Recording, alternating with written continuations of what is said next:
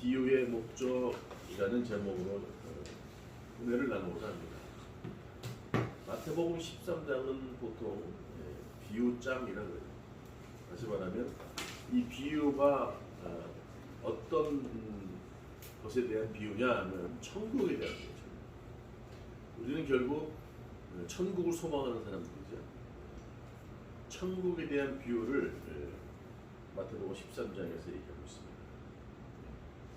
이 비유란 말은 헬라 말로 파라볼레, 파라볼레,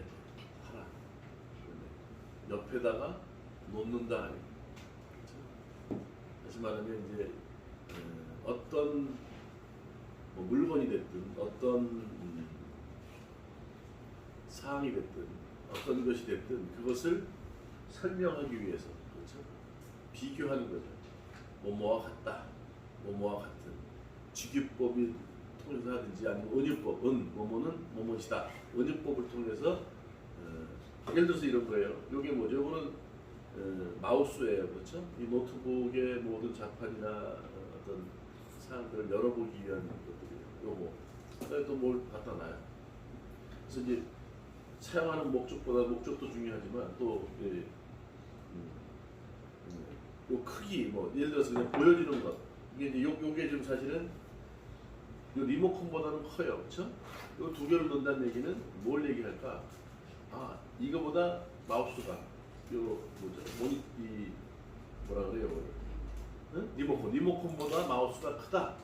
이런 걸 얘기하려고 그런 거지. 아니면 작동하는 거에서 얘기하는지 모르지만 어떻든 이 비유로 한다는 얘기는 딱 한번 봐서 아, 크기를 얘기하는 걸까?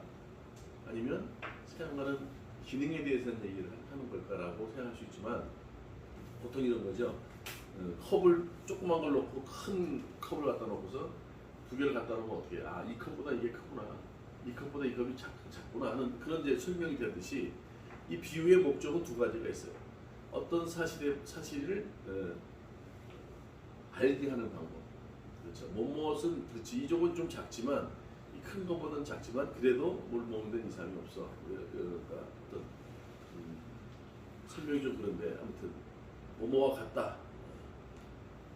그런 예를 들어서 그게 무엇인지를 설명하기 위해서, 그렇죠? 알게 하기 위해서 비유로 설명하는 거예요. 우리가 뭐라 그럴까요? 아, 이런 얘기를 한번 해봅시다. 산 위에서 이렇게 우리 시내의 집들을 보니까 집이 어떻게 해요? 밀저밀 몰려 있어요. 그걸 뭐라고 표현하냐면 마치 포도송이가 붙어 있는 것 같다. 그렇게 표현하잖아요. 은유법이죠, 이거 은유법. 이렇게 뭔가 오밀조밀 몰려 있다는 표현을 그런 식으로 한단 말이에요. 그러니까 뭔가 설명을 구체적으로 알게 하기 위해서 하는 방법이 있고, 또 하나는 비유는 숨기기 위해서 하는 방법입니다. 그렇죠? 숨기기 위한 방법 또는 유사한 부분을 알고 있는 사람에게는 아하, 이 얘기구나. 더 알 수 있게 열어주는 역할을 하는 두 종류가 있어요. 그래서 오늘 본문의 얘기는 천국에 대한 얘기를 비유로 하는 거예요. 비유의 목적은 분명히 말씀드렸듯이 이미 어느 정도 알고 있는 사람들에게는 어떻게 해요? 열려 있어요. 그들에게는 오늘 본문에도 그런 얘기가 나와요. 13장 11절에 대답하여 이르시되 천국의 비밀이 있는 것은 너희에게는 허락되었으나 그들에게는 아니다. 이렇게 얘기해요. 우리가 13장 1절에 그날 예수께서 집에서 나가사 바닷가에 앉으심에 큰 무리가 그들에게 모여들거늘 예수께서 배에 올라가셔 앉으셨다 이렇게 얘기해요. 그러니까 큰 무리들이 예수님을 찾아왔어요. 그런데 사람들이 워낙 많으니까 예수님께서 어떻게 해요? 그들에게 뭔가 말씀을 해야 되는데 할 수 없으니까 오늘 비유의 말씀을 해야 되는데 배 위에 이렇게 올라가서 앉으시고 보니까 큰 무리라 그래요. 이 큰 무리는 여러 사람들이 몰려 있는 거죠. 많은 사람들이 모여 있죠. 근데 그 많은 사람 중에 부류가 어떻게 되어 있냐면 13장 10절에는 이렇게 얘기해요. 제자들이 예수께 나와 이르되 어찌하여 그들에게는 비유로 말씀하시지 않나이까 그래요. 그러니까 뭐예요? 큰 무리에는 예수님의 제자도 있고 그렇지 않은 그들도 있어요. 그렇죠? 그런데 제자들에게는 이 비유의 말씀을 알게 하였고, 맞죠? 나와 이를 어찌하여 그들에게는 비유로 말씀하나이까. 그러니까 11절에 나왔듯이 너희에게는 허락되었지만 그들에게는 허락되지 않았다 이렇게 얘기해요. 비유의 말이. 그래서 오늘 이 말씀은 비유의 목적이 뭐냐? 비유를 통해서 우리가 무엇을 또 깨달아야 되느냐 이런 얘기를 좀 하고 싶은 거예요. 비유라는 말씀이 무슨 말인지 알죠? 무슨 뭔 얘기를 할 때 애들한테 예를 들어서 이런 얘기를 많이 하잖아요. 이게 이 얘기는 예를 들어서 이런 거야. 그런데 그걸 알아듣는 사람도 있고 알아듣지 못하는 사람도 있어요. 왜? 예를 든다는 거는 그것을 구현해서 더 디테일하게 상세하게 설명을 해주고 있는데 그걸 어떻게 해요? 알아듣는 사람도 있지만 도통 못 알아듣는 사람도 있어. 오늘 본문의 말씀은 우리가 잘 알듯이 시가 있어. 시라고 표현해요. 자, 배 위에 예수님이 앉으셨어요. 그리고 3절에 이렇게 얘기해요. 예수께서 비유로 여러 가지를 그들에게 말씀하여 이르시되, 오늘 비유의 말씀 많이 해요. 겨자씨, 누룩 비유, 그렇죠? 네, 가라지 비유, 세 가지 비유의 말씀을 하시는데 핵심은 뭐냐면 오늘 얘기하는 거예요. 예수께서 비유로 여러 가지 말씀을 그들에게 말씀하시어 이르시되, 씨를 뿌리는 자가 뿌리러 나가서, 그렇죠?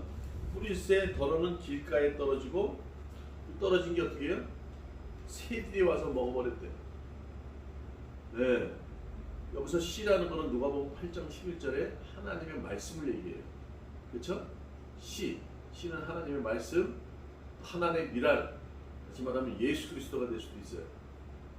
그분이 하나님의 미랄로 오셔서 땅에 떨어져 썩어짐으로 인해서 열매를 맺듯이 오늘 씨는 누가복음 8장 11절에 하나님의 말씀이 떨어졌다, 우리에게 전해졌다. 다시 말하면 전해졌는데 오늘 얘기하죠. 길가에 떨어졌다는 거예요. 그러니까 떨어지는 곳은 어디예요? 씨가 떨어지는 곳은 땅이죠. 땅은 여기서 세상이 될 수도 있고, 여기서 우리 마음밭이라고 얘기하지만 땅이라고 표현하는 말이에요. 그렇죠? 땅에 또 길가에 땅이 어떻게 되면 이제 이 아스팔트 같이 길가에 떨어졌더니 새들이 와서 먹어버렸대요. 그렇죠? 씨를 뿌렸는데 땅이 아니고 길바닥 아스팔트나 시멘트에 자랄 수 있어요, 없어요? 자랄 수 없죠. 뿌리를 내릴 수 없죠. 그러니 오늘 아침에도 음식물 찌꺼기를 이렇게 버렸는데 그 통에 버리지 않는 사람들이 이렇게 쓰레기 분리수거하는 거 자꾸 옆에 버려버리니까 그 동네에는 까마귀, 까치, 새들이 많아. 새들이 와서 다 지가 뚫어가지고 비닐봉지 뚫어가지고 지저분하게 만들어요. 그럼요, 그 씨앗이 떨어지면 기가 막히게 어디서 와서 다들 쪼아 먹어요. 그렇죠? 다시 말하면 하나님의 말씀이 세상에 뿌려졌는데 길바닥 같은, 길가 같은 마음에 완악하고 예수 그리스도를 믿지 않는 자들, 다시 말하면 이 시대에 바리새인들과 서기관 같은 사람들, 지금의 예수 더 착하게 살면 되지, 그렇죠? 그까짓 거 착하게 살면 구원받는 거 아니야? 네. 그런 사람들이 어떤 면으로 길가일지 몰라요. 말씀이 전해지지만 그 말씀이 보통 무슨 말인지 모르죠. 예수 그리스도만 믿나, 착하게 살면 되는 거지. 이 생이 전부인지 알고 살아가는 사람들에게는 아마 하나님의 말씀이 그들의 마음이 길가 같지 않을까. 새들이 와서, 여기서 새들, 나중에 이제 18절 이후에 이 말씀에 대해서 정확하게 예수님께서 주석을 해주세요. 설명을 해주세요. 해석을 해주신다는 거예요. 자, 그 다음에 두 번째는 뭐냐면, 덜어는 흙이 얕아. 돌밭에, 돌 같은 건 흙에 박혀 있잖아요. 돌과 흙이 같이 되어 있는 돌밭에 떨어짐에 흙이 깊지 아니하므로 곧 싹이 나오나, 그렇죠? 싹이 조금 나오지만 어떻게 된다고요? 해가 돋는 후에 타서 뿌리가 없어지므로 어떻게 해요? 말랐다.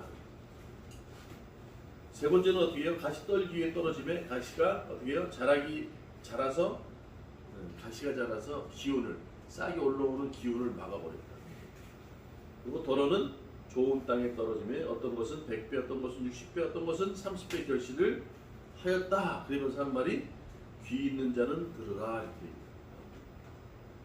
자, 오늘 이 말씀의 주석이 지금 18절부터 나오는데 그 전에 16절에 이렇게 얘기해요. 그러나 너희 눈으로 봄으로 너희 귀는 들음으로 복이 있구나. 그렇죠? 눈으로 보고 또 너희 귀로 듣는 것이 복되다 이렇게 얘기해요. 하나님 말씀이 전해졌지만 그 말씀을 어떻게 깨닫고 어떻게 듣고 어떻게 보느냐, 삶 속에서 이루어지는 기적을 어떻게 보느냐, 그것이 복인데 듣지 않는다면. 그래서 오늘 이 비유의 말씀을 하시면서 뭐라 그러냐면 13절에 이렇게 해요. 이러므로 내가 그들에게 비유로 말하는 것은 그들이 보아도 보지 못하며 들어도 듣지 못하며 깨닫지 못함이라. 이사야의 예언이 그들에게 이루어졌으니 일러스되 너희가 듣기는 들어도 깨닫지 못할 것이요 보기는 보아도 알지 못하리라. 이사야 선지자가 이사야 6장 9절 10절에 이렇게 얘기를 하고 있어요. 9장 10절에 그렇죠? 6장 9절 10절 이렇게 이 백성들이 마음이 완악하여져서 그 귀는 듣기에 둔하고 눈은 감았으니 이는 눈으로 보고 귀로 듣고 마음으로 깨달아 돌이켜 내게 고침을 받을까 두려워한다. 그래서 이사야에게 뭐라냐면 네가 전할 필요 없어. 기쁜 소식을 전할 필요 없어. 그들은 듣지 않을 거야. 그렇게까지 경고하신다. 자, 우리가 믿는 이유가 뭡니까? 천국을 소망하잖아요. 천국의 경우는 뭡니까? 하나님의 통치하는 것이요. 그것의 핵심은 예수 그리스도요. 맞습니까? 예수 그리스도는 뭡니까? 로마서의 말씀처럼 사망의 법, 죄의 법, 사망의 법에서 생명의 법으로, 그렇죠? 성령의 법으로 옮겨진 거예요. 죽을 자가 살게 됐단 말이죠. 세상 살면서 방법이 없던 우리에게 방법이 허락됐단 말이죠. 그게 복음이에요. 그렇지 않습니까? 천국은 그런 곳이에요. 그런데 오늘 천국을 제대로 모르고 있다는 거예요. 그래서 오늘 네 가지 마음밭을 갖춘 사람들을 오늘 예수님께서 씨 뿌리는 비유를 들으라 하시면서 19절 이후에 말씀하세요. 아무나 천국 말씀을 듣고 깨닫지 못할 때는 악한 자가 와서 그 마음에 뿌려진 것을 빼앗나니 이는 곧 길가에 뿌려진 자요. 이렇게. 그렇죠? 악한 자가 와서 뺏는다는 거예요. 이 세상은 어떤 자들이 주관합니까? 공중 권세, 마귀 사탄들, 그렇죠? 본질상 진도의 자식들, 그렇죠? 그들을 지배하고 있는 어둠의 자녀들, 사단의 아비들, 내게 불족돼 있고 굴종돼 있고 그들에게 잡혀 있고 그들이 세상을 지배하고 있어요. 그렇죠? 아무리 말씀이 천국의 복음의 말씀을 전한다 하더라도 그들 앞에, 그렇죠? 결국 다 뺏기고 만다는 거예요. 두 번째, 돌밭에 뿌려졌다는 것은 어떻게 해요? 말씀을 듣고 맞습니다, 아멘 아멘에 그 순간에는 기쁨이 있어요. 그 속에 뿌리가 없어서 어떻게 해요? 흙이 얕으니까 뿌리가 다 내려지기 전에 싹이 나는 거예요. 그렇죠? 떨어지자마자 아멘 아멘 했는데 그게 뿌리를 내리지 못하니까 어떻게 싹이 날 때 어떻게 해야 된다고요? 잠시 견디다가 말씀으로 말미암아 환난이나 박해가 일어나면 곧 넘어진다. 믿음의 뿌리가 깊이 박혀야 환난과, 다시 말하면 환난이 뭡니까? 바람이 불어요. 온갖 세상에 그냥 고난의 바람, 환난의 바람, 핍박의 바람이 불 때 뿌리가 없으니까 어떻게 해요? 휘청 넘어가는 거예요. 어제도 보니까 지금 장마 때문에 물이 범람할 뿐만 아니라 나무가 뿌리채 뽑히는 걸 못 쓸 거예요. 그렇죠? 그렇게 된다는 거예요.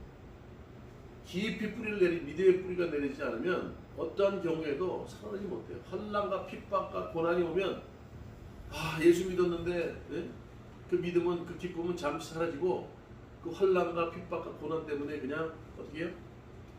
그만 삶 속에서 좌절하고 넘어질 수밖에 없다. 이게 돌밭에 뿌려진 씨앗이다. 22절, 가시떨기에 뿌려졌다는 것은 말씀을 들으나 세상의 염려와 죄물의 유혹에 말씀이 막혀서 어떻게 해요? 결실을 얻지 못하고 성장하지 못하고 늘 거기서 아멘 아멘 하고 아멘 아멘 하는데 나는 저쪽 가 있어, 세상에 가 있어, 맞습니다 맞습니다 하는데 머리는 이해가 되는데 삶으로 이렇게, 그렇죠? 열매를 맺지 못하는 삶을 산다. 또 좋은 땅에 뿌려졌다는 것은, 좋은 땅이 뭡니까? 여기서 13장 38절에 좋은 땅은 천국의 아들들이라고 표현해요. 13장 38절에 밭은 세상이래요. 아까 돌밭의 밭은 세상이요 좋은 씨는 천국의 아들들이요 가라지는 악한 자들의 아들이다. 그렇죠? 좋은 땅에 뿌려졌다는 것은 말씀을 듣고 깨닫는 자니 결실하여 어떤 것은 100배, 어떤 것은 60배, 어떤 것은 30배가 됩니다. 그렇죠? 어떻게 받아들이냐에 따라서 열매를 맺는데 100배를 맺는 사람도 있고 60배를 맺는 사람도 있고 어떤 사람은 30배를 맺는다. 그 벼가 그렇게 생겼더만요. 이게 풍년이 될 때는 이 벼가 늘어나는 게 아니라 벼 안에 쌀이 얼마나 맺히느냐로 따진다는 거예요. 어떤 때는 100알이 박히고 어떤 때는 60알, 어떤 때는 30알 이렇게 맺힌다는 거예요. 다르다는 거예요. 그렇죠? 오늘 이 얘기를 합니다. 자, 이게 지금 우리의 신앙의 상태가 아닐까 싶어요. 이런 사람이 있고 뭐 돌짝박 같은 사람이 있고 가시덤불 같은 사람이 있는 게 아니라 이게 우리의 신앙의 여정 가운데 단계라는 거예요. 그렇게 봐야 돼요. 어떤 사람은 돌짝밭이고 어떤 사람은 길가가 아니라 네. 그래서 오늘 얘기를 하려고 해요. 비유로 하는 목적. 오늘 얘기를 하죠. 이게 창세전에 다 숨겨져 있었다는 거예요. 이 말씀은. 이게 창세전에 다 숨겨져 있었다는 거예요. 이런 영화가 있으면 좋을 것 같아요. 더 바이블 아니면 더 헤븐.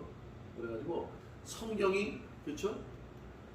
성경을 더 바이블, 그 성경을 영어화한다면 우리가 구약부터 신약까지 얘기할 수 있잖아요. 그러니까 스필버그 감독은 영화를 만들 때 예산의 20%를 앞에 5분에 10분 안에 탁 집어넣는데요. 핵심은 사람으로 하여금 와 이렇게 집중할 수 있게 굉장히 대단한 거예요. 영화가 끝나기 전까지는 그 내용 보면 호기심을 갖고 있다가 하나 어떻게 해요? 하나하나 문제들이 풀려나요. 영화 보면 그렇잖아요. 아까 비유라는 것도 마찬가지예요. 그 밀정이나 이런 영화 보면 다 아군 같은데 어느 순간에 첩작 하나 나타나. 그렇죠? 살짝 이렇게 우리가 알 수 있게 물을 주는데 이 사람들 만날 때마다 어떻게 해요? 어떻게 해요? 저기 있어요. 이렇게 뭐라 그래? 비밀 서로 암호가 있어. 암호가. 뭐뭐 그러면 딱 알아. 이게 아무나 하는 게 아니죠. 아는 사람끼리만 알아. 이 밀정들만 알고 다른 사람은 몰라. 마찬가지로 우리가 하나님의 더 바이블이라는 성경의 큰 영화를 봤을 때 그 모든 것들을 계획하시고 각본, 주도하시는 감독은 오늘 씨 뿌리는 비유에 씨 뿌리는 사람은 누가 뿌리죠? 네? 농부, 그렇죠. 요한복음 15장 1절에 농부는 어떻게 아버지라고 했었어요. 내 아버지는 농부요 그렇게 표현했어요. 다시 말하면 씨 뿌리는 건 하나님이세요. 주님이시란 말이에요. 이 세상을 만드시고 이 성경을 우리에게 주신 그분이 그렇죠. 성경을 통해서 우리에게 주시고자 하는 메시지가 있어요, 없어요? 있죠. 그리고 그분은 감독이에요, 총감독이에요.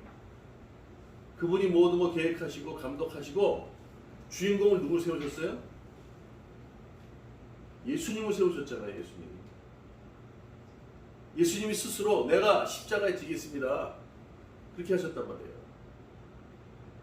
그리고 그 모든 것을 계획하시고 각본하시고 감독으로서 모든 것을 예비하시고 이뤄나가시는 그 하나님이 누구시며 그분께서 이 세상의 이 영화의 주인공이 되시는 예수님이 십자가의 죽으심으로 마지막 우리를 만드시고 마지막에 시작과 완성을 하시는 분이 십자가에 죽으신 예수님이다. 이것을 깨닫게 하는 게 성령님이잖아요.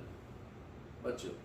그렇다면 창세기가 어떤 면으로 스필버그 감독이 영화를 찍은 데처럼 핵심을 거기다 다 담았어. 그러니까 창세기 보면요, 이 세상이 어떻게 만들어졌고, 내가 어떻게 만들어졌고, 그렇죠? 내가 어떤 존재고, 그러나 내가 실수할 수밖에 없는 존재구나. 그러면 더 이상 방법은 없을까? 그렇죠? 족장을 통해서 아브라함을 통해서 모세를 통해서 인류를 만들어 가시는데 결국 어떻게 해요? 요셉을 통해서 될 줄 알았는데 요셉도 결국 죽더라 이거예요. 창세기의 궁금증과 또 우리가 알아야 되는 기본적인 것을 탁 엑기스를 우리에게 딱 전해주시고 그 다음부터 궁금하게 만들어. 영화가 이렇게 시작한다. 더 바이블이라는 영화가 이렇게 시작해요. 많은 사람들이 동원됩니다. 그렇죠? 선진들이 얼마나 많이 동원돼요. 근데 어떻게 해요? 그 사람들 다 평가절하하세요. 모세도 결국은 온전치 못했어요. 그래서 가나안 땅을 바라보고 들어가지 못해요. 아브라함도 마찬가지 아닙니까? 아브라함 때부터 부인을 2번이나 팔아먹고 죽을까봐 두려워서, 그러나 온전하게 되기까지 이삭을 주님 앞에 믿음으로 바치기까지 시간이 많이 걸렸어요. 다 실수할 수밖에 없는 존재라는 거예요. 그렇죠? 다윗도 마찬가지예요. 하나님을 바라보고 의지하고 그분이 전부인 줄 알고 살았지만 결국 인간의 연약함으로 살인하고 강간하고, 그렇죠? 그런 존재였단 말이에요. 다 평가절하해요. 결국 인간으로는 될 수 없다는 거예요. 그렇죠? 구약의 역사는 어떻게 해요? 그래서 멸망을 했습니다. 망했습니다. 나라 뺏기고 온통, 그렇죠? 나중에 주인공이 딱 나타나세요. 예수 그리스도라는 분이 단번에 십자가에 죽으심으로 인간이 할 수 없는 그 영역, 하나님께서 허락하신 섭리 가운데 이루어지신 그분의, 그렇죠? 계획 안에서 예수 그리스도를 통해서 우리가 새로운 방법을 찾게 된다는 거예요. 그 어마어마한 구약의 그 큰 흐름의 역사 가운데 결국 인간은 안 되는구나, 인간은 할 수 없구나. 그렇다면 우리에게 어떤 방법이 있을까? 400년 동안 침묵을 하고 나서 예수 그리스도를 통해서 어떻게 해요? 스스로 내가 십자가에 지겠습니다. 이 세상을 만드신 예수님께서 구원의, 그렇죠? 희생 제물로 나타나십니다. 주인공 예수 그리스도 나타남으로 인류가 희망이 생겨졌고, 그렇죠? 다시는 요한계시록 말씀처럼 질병 때문에 고통받지 않고 삶 가운데 고민되고 답답하고 그런 문제 때문에 고난을 받지 않고, 또 물질 때문에 시험 받지 않고, 그런 슬프거나 애통하는 것, 하는 것이 없는 곳으로 그분 믿으면 갈 수 있다는 말씀을 소망으로 우리에게 보여주시는 거예요. 그런데 과연 우리는 그 성경의 말씀을 제대로 알고 있느냐 말이죠. 성경에서 말씀하고자 하는 그 사실을 우리가 제대로 알고 있는 거예요. 세상의 것들은 그냥 핸드폰을 통해서 다 알아요. 이것저것 그냥 얼마나 박식한지, 얼마나 박학다식한지 말이에요. 우리 지금 새벽님에서 말씀드렸죠. 너무 우리가 하나님에 대해서 성경에 대해서 모르면서 거기에 대해서는 그냥 깊이 알지도 못해. 그렇죠? 그걸 가지고 무슨 뭐 박사 논문을 썼으면 몰라. 그렇지도 않으면서 핸드폰 보고 조금 알고 있는 지식으로 아는 것처럼 얼마나, 저도 그렇잖아요. 진정으로 우리가 알아야 될 성경의 말씀, 주님께서 우리에게 주시는 이 말씀, 생명의 말씀, 어떤 말씀인지는 모르면서 그거에 대해서는 그냥 왜요? 짧게 시간을 투자해서 우리가 알고자 하는 것을 얻어낼 수 있으니까. 그럼 오늘 말씀처럼 씨 뿌리는 비유, 말씀을 듣는 것 아멘 아멘 할 수도 있어요. 그게 뿌리 내리기까지는 쉽지 않다는 거예요. 우리는 어떤 경우 길가 같은 마음밭을 갖고 있을 수 있어요. 지금은 과연 어느 위치에 있습니까? 돌짝밭 같은, 그렇죠? 그런 마음밭일 수 있어요. 하루아침이 되지 않습니다. 그 믿음의 뿌리가 내려지려면 그 말씀을 아멘으로 받고, 딴 데가 세상 가서 아멘 아멘 교회에서 나오고 세상에서 불의와 타협하는 삶을 사는 것이 아니라 그 말씀대로 살려고 노력해야 돼요. 내 삶 가운데서. 그럴 때 가시덤불 같은, 그렇죠? 가시 떨기 위해 뿌려진 씨같이 열심히 하지만 또 여러 가지 뭐 세상적인 재물과 염려와 그 재리 때문에 또 열매를 맺지 못하지만 걱정하지 말라는 거예요. 우리가 믿어줬나요? 우리가 무슨 자격이 있어서 주님을 믿게 됐나요? 또 우리가 정말로 그런 열심히 있어서 믿게 됐나요? 그렇잖아요. 때가 되면 주님께서, 그렇죠? 구약부터 지금까지 그 강력한 능력의 힘으로 지금도 이끌어가고 계시거든요.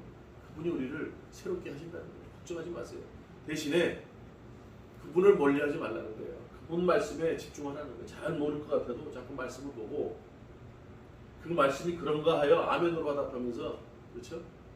베레교인들처럼 신사적으로 그렇게 믿음을 이어가야 아까 마지막 말씀드린 것처럼, 그렇죠? 좋은 시, 하나님의 아들들 같이 우리가 그분을 통해서 구원받았잖아요. 자녀 됐잖아요. 아들, 딸들 아니에요.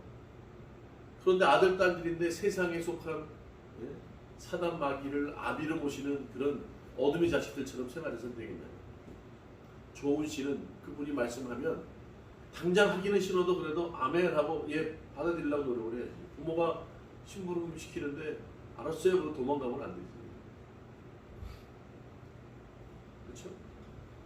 천국의 말씀, 하나님의 말씀을 전해받았다면 그 말씀을 어떻게 해요? 싫더라도 좀 불편하더라도 들어야 되는 거예요. 우리는 하루하루 살아가면서 지금 좋은 씨 아시죠? 좋은 땅이 되기까지 많은 여정이 있을 수 있어요. 실패가 있을 수 있어요. 어떤 분이 그런 말을 하더라고요. 인생은 토너멘트가 아니다. 리그다 그래요. 그렇죠? 토너멘트는 뭐예요? 토너멘트는 서로 싸워서 지면 떨어지고 이기는 사람 올라가. 그렇죠? 토너멘트는 이렇게 한 사람씩 떨어지면 계속 떨어지는 거야. 그런데 리그는 뭐예요? 4명이다 그러면 다 한 번씩 붙어보는 거예요. 그렇죠? 인생이 한 번 실패했다고 끝나는 게 아니라는 거예요. 다시 도전할 수 있고 또 할 수 있고 실패하더라도 주님은 그렇죠? 그 능력의 힘으로 지금도 계속 이끌어가고 계시다는 거예요. 그걸 믿고 의지하라는 거예요. 절대 주님과 떨어진 삶을 살지 말라. 어떤 분이 그런 얘기를 해요. 목사님 이제는 교회 못 나가겠어요. 왜요? 교인들이요 그냥 뭐 앉아서 보니까 뭐 전부 다 조는 것 같기도 하고 앉아서 핸드폰 들여다보고 네? 그리고 나가서는 이 사람 저 사람 욕하고 정죄하고 아멘 아멘 하는데요 교회에서 뭐 말씀드릴 때는 아멘 하지만 나가서는 딴짓하는 것 같아서 도저히 희망이 없어서 그만 나올랍니다 이렇게 얘기하는 거예요. 그렇지 않나요? 많아요. 오늘도 제가 김밥을 사서 이렇게 나오는데 횡단보도에 차가 있었으니까 한 분이 지나가면서 이렇게 계속 쳐다보길래 저도 이제 불편했지. 사람들이 워낙 시장에 왔다 갔다 하니까 차를 댈 데 없어서 될 수밖에 없었는데 잘못된 거지만 세상이 상식이 안 통하는 세대니까 그나마 그래도 바른 소리를 하더라고요. 쳐다보면서 계속 여기 대지 마세요 앞으로 그러고 가더라고요. 기분이 굉장히 안 좋더라고요. 불편한 거.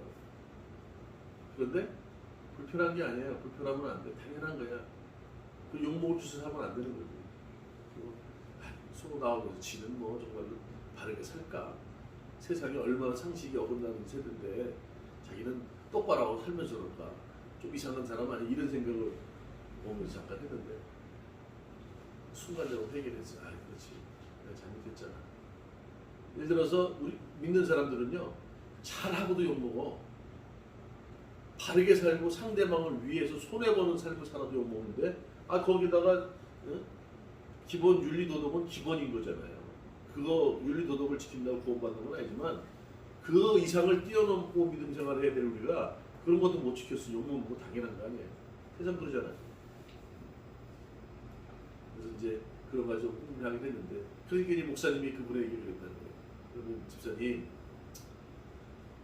그 접시에다가 물컵을 얹어가지고 물 가득 채우고 이거 들고 교회를 한 바퀴 돌아보세요. 쫙 한 바퀴 돌았어. 한 바퀴 돌고 나서 보셨죠?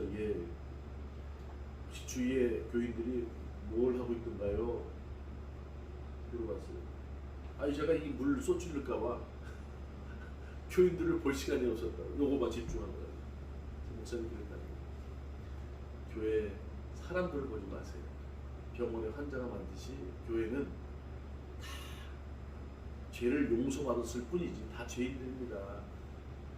주님께만 집중하세요. 그렇게 얘기를 했다고요.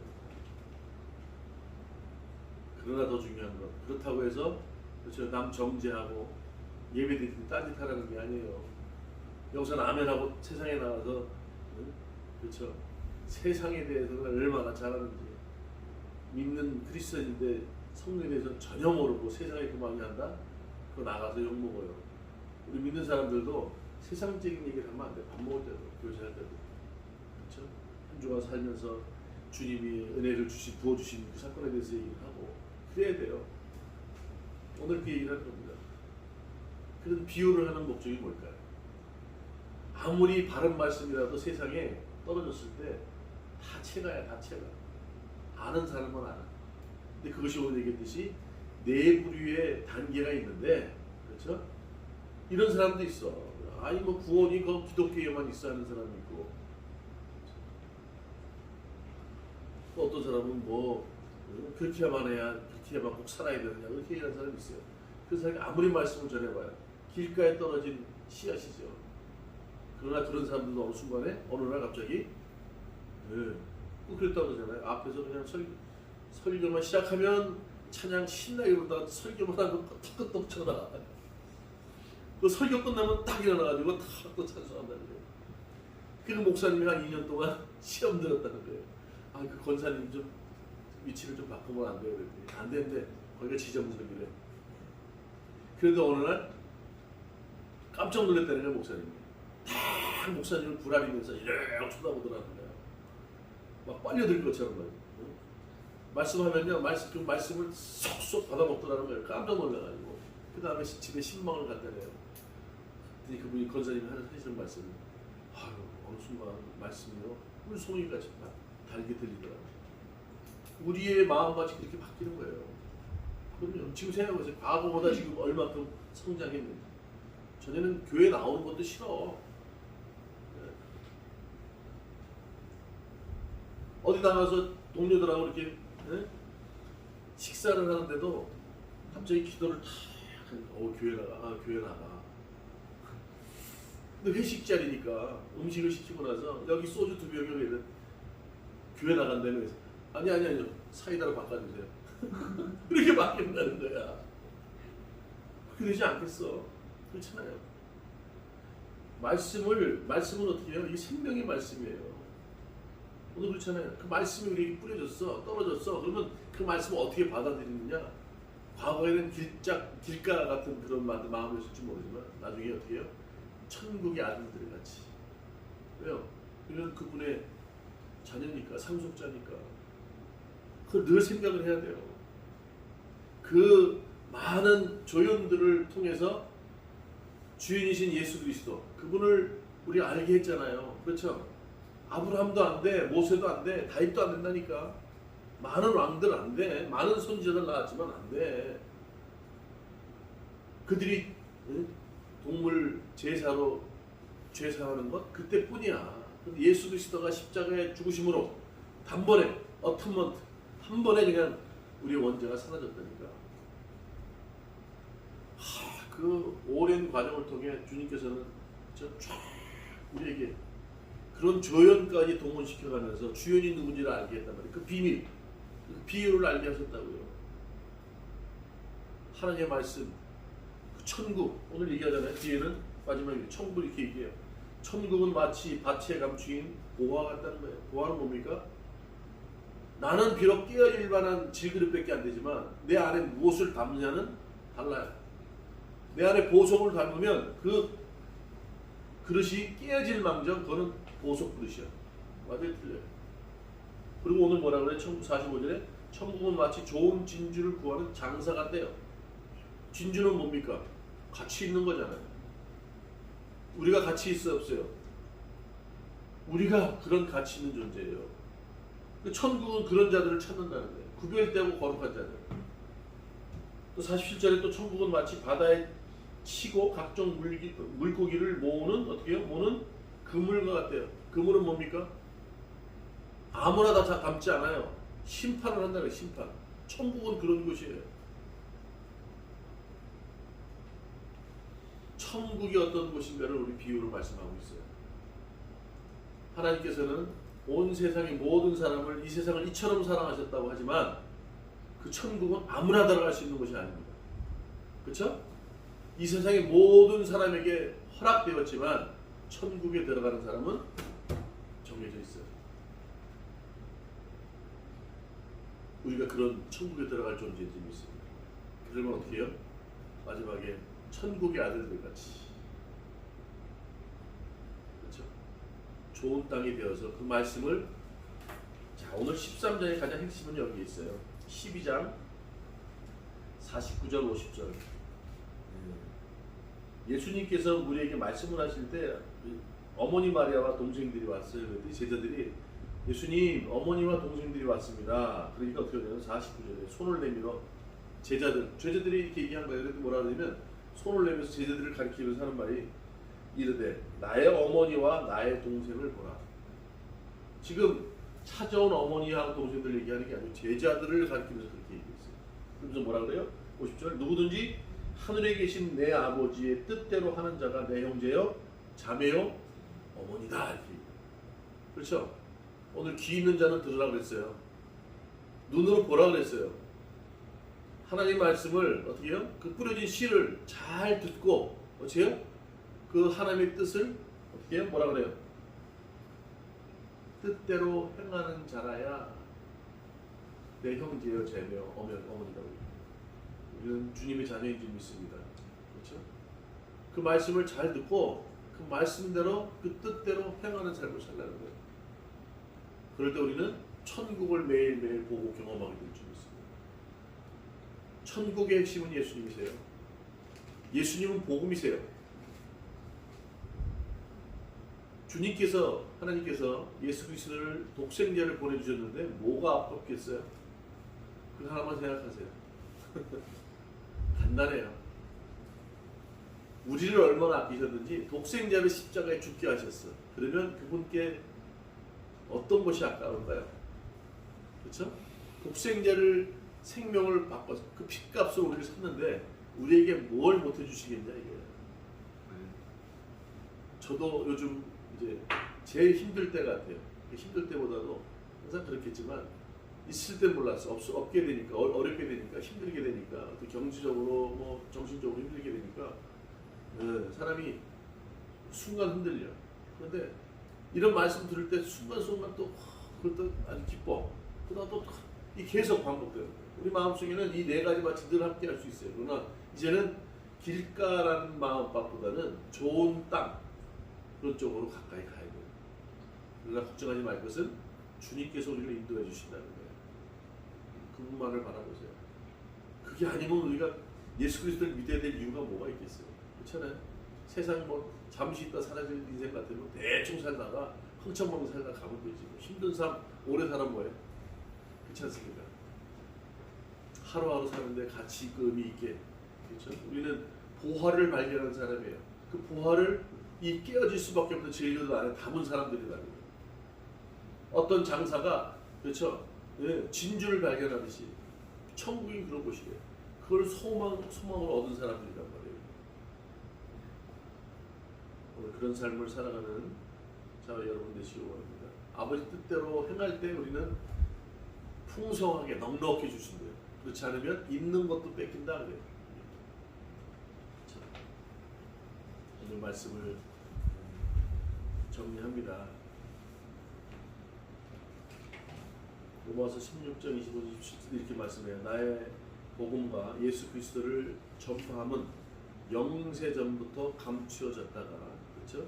이제는 나타나신 바 되었으며 이제 주인공이 서서히 나타나는 거예요. 창세 전부터 그렇죠? 준비가 돼 감춰졌다가 이제 하나씩 그 비밀이 그렇죠? 나타나는 거예요. 비유로 지금 슬쩍 보이고 있는 거예요. 영화 보면 나오죠.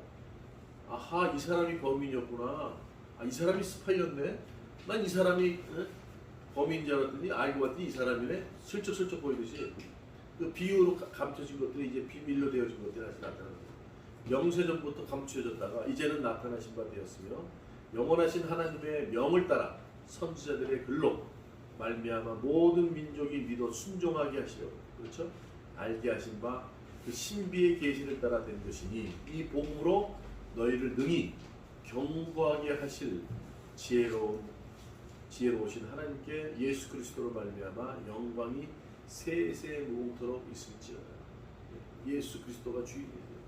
그분 때문에 우리는 그렇죠? 이 세상을 담대하게 살아갈 수 있어요. 넉넉히 얻을 수 있어요. 제사함 받을 수 있어요. 진정한 자유와 해방을 얻었어요. 그리고 영원한 날을 소망하게 되었고 그렇죠? 부활을 경험하게 되는 거예요.